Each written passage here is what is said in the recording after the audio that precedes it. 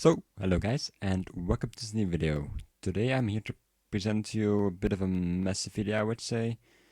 This is kind of, you could say, a summary, or probably it's more like something I threw together of, I would say, research I've been doing since June for a bit. Like, I built this bottom machine here in June and then dropped it and then talked about it for a bit. And with Sankon last weekend or something.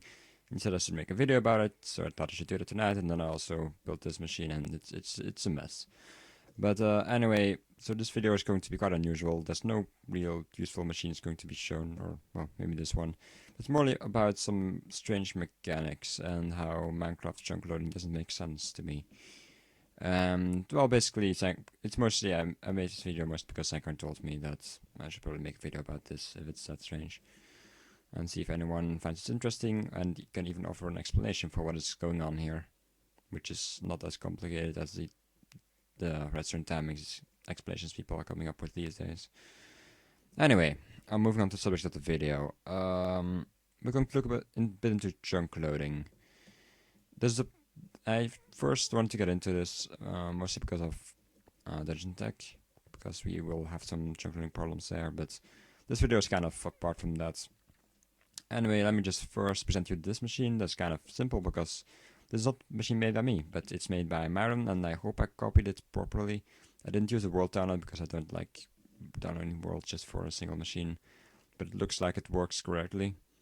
I can quickly show you what it does. It's a chunk, well, he calls it reload detector, I call it a chunk reload detector. Doesn't really matter. Anyway, it's a pretty nice machine. Basically, every time you, oh yeah, also the tickspeed mod here. This is Panda's tickspeed mod, by the way. Link in the description as well, along with Myren's reloader. As you can tell, basically every time you reload the chunk with the machine, it prints a message in the chat. So basically it can detect it, that's what it's about. Oh yeah, also it can detect it when you reload the game. There you go. So yeah. Oh well. So that's pretty nice, but he made a video about that, so I'm not gonna talk too much about that. This machine up here is basically nothing, it's just a simple... and you also have a clock right here. This way you basically... this is a complete chunk load, you could say it's like 20 hertz or something. As you can tell, there's an update happening every tick. So yeah, but I don't think we'll be using that today actually, I just wanted to check it a second ago, but it seemed to be irrelevant in the end. Anyway, next I should present you this machine. This is a machine I made back in June. Looks a bit strange probably.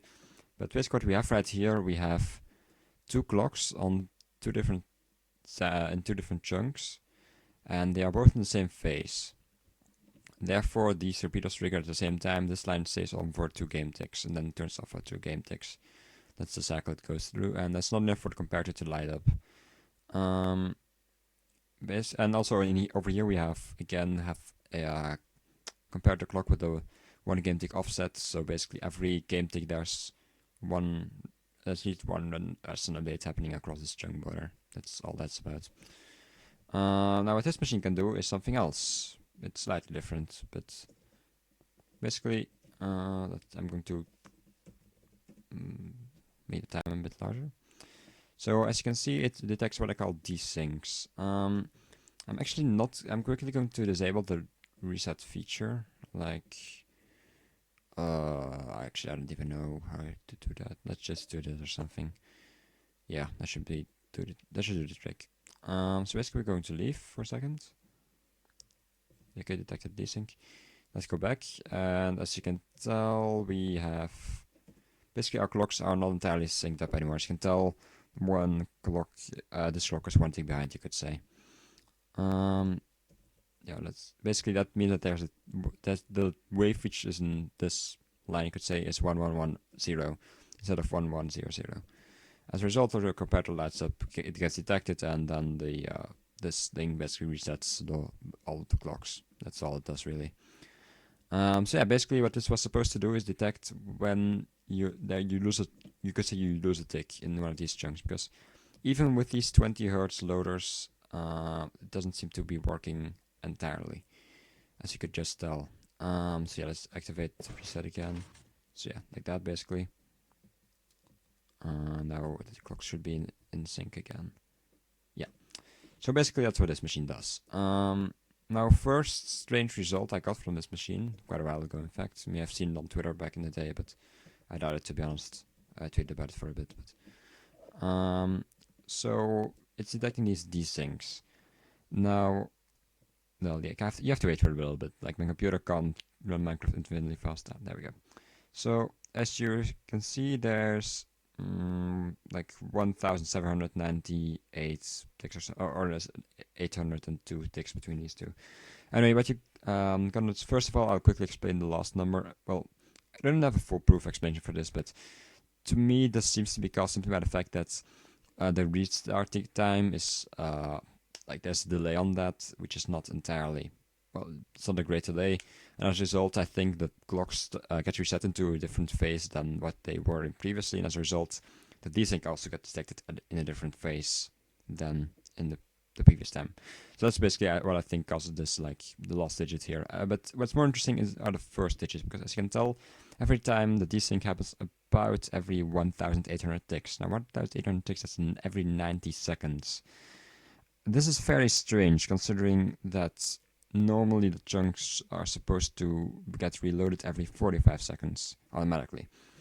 Well, all non-player loaded chunks, that is. And oh yeah, by the way, I should also mention, I don't get it why, but I'm on 2 render distance right now. See, 2.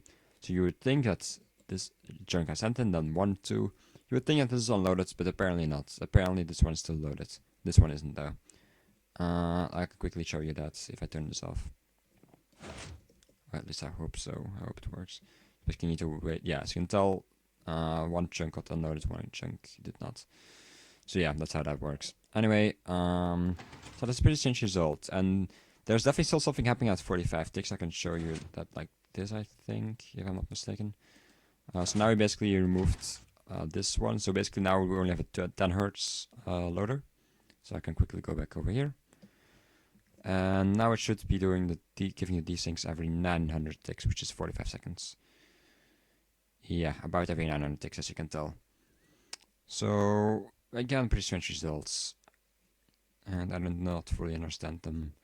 So also you can, I will be putting these two chunks over here probably as a schematic down in the description in case you want to take a look at yourself. But yeah, I think it's a pretty strange machine, but there's even more to it, because yeah, basically we can let's use this here. So basically we have a loader, the 20 hertz loader right here. Let me quickly show it's 20 hertz. No, not like that actually. There we go. So every game tick something's happening here. 20 ticks please. There you go. And now we're going to activate this. And normally this would give us a bit of strange results. Actually, there's already other results I should probably also give in a second, but I think no, this is actually going to be a bit hard to detect, to be honest. I don't think we'll be able to detect this.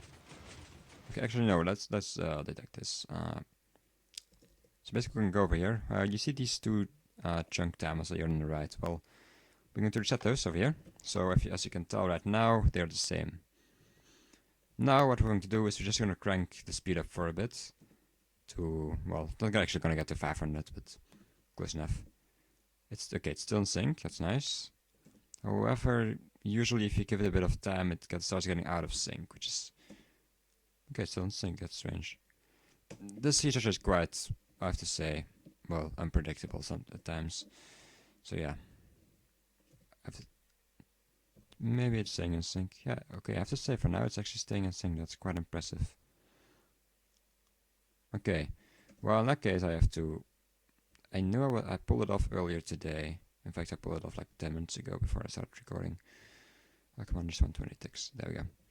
Okay, so basically, I think the way I did it earlier, so let's not use this loader, but we're going to use this loader down here. We're going to use a loader from this thing, which is also a 20 hertz loader, of course. And we also have this machine. I'm going to quickly reset it.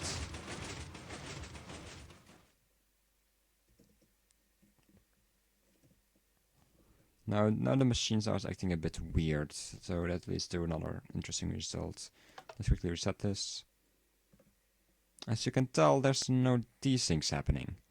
And we are already basically give it a bit of time, and we are about 3,000 ticks in, so that should definitely have happened. These things should definitely have happened. Now let's take a look at the ticks. I think, as you can tell, there's quite a decent offset already. There seems to be a 4 tick difference between two chunks. Let's quickly reset that again, just to prove that there's something strange going on here.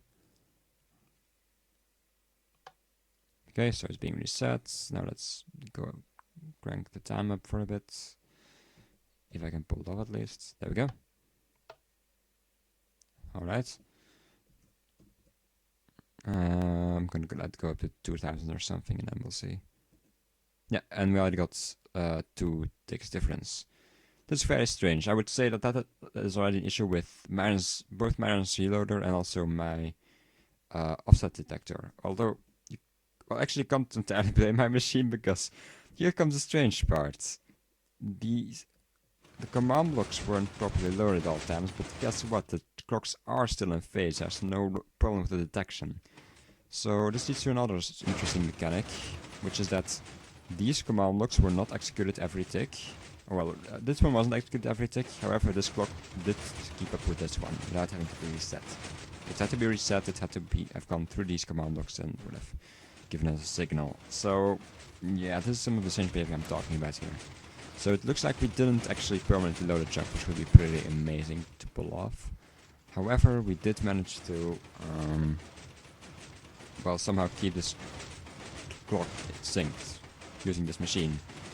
So really, I don't have a freaking clue what's going on here. So first of all, one of the interesting things which could be explained is why this machine only detects a desync. Well, basically, why the clock only gets desynced every 900 ticks, because that's 1,800 ticks, whereas a chunk gets reloaded every 900 ticks. I don't see what happens. What's strange about every 2, well, reloads, you could say. What would be different? I guess also there's interesting the exchange mechanic where basically by activating this you can keep the clock loaded but not the command blocks, which is also a bit weird.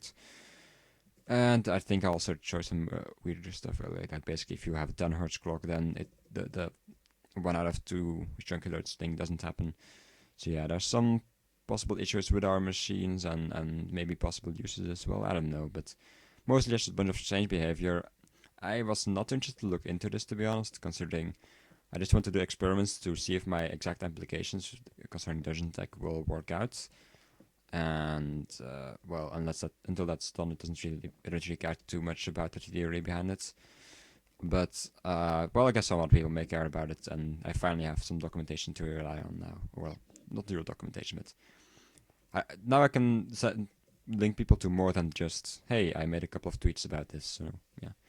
So there's some strange behavior. I don't even know what else to say about it, so I'll just give this video a stupid name probably.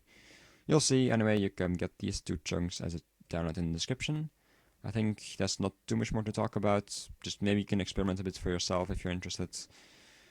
Or you can give an explanation if you have one, I guess. But it's mostly just quite strange, and I hope that some people find this behavior interesting and they can maybe even find an application for it. But that's going to be about it, people. Thanks lots for watching. I guess leave a rating if you find it interesting, which is probably not a lot of you.